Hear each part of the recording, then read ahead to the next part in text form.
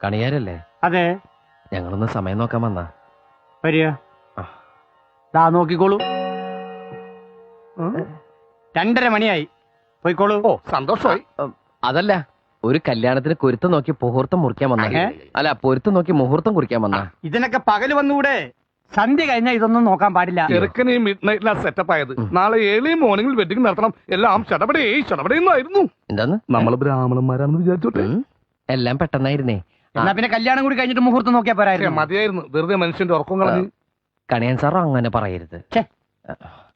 വിവരങ്ങൾക്ക് ഇത് പറയും.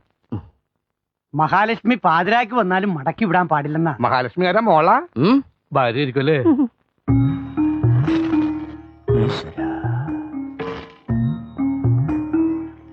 ജാതകങ്ങൾ തമ്മിൽ ചേർച്ചക്കുറവൊന്നും.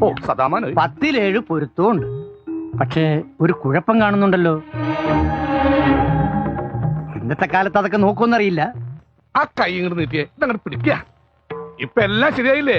ഉഷ്ണം ഉഷ്ണേന ശാന്തികൃഷ്ണ എന്നാണല്ലോ ചൊല്ലേ. പുതിയ പഴഞ്ചൊല്ല കഴിഞ്ഞ ആഴ്ച റിലീസായുള്ളൂ.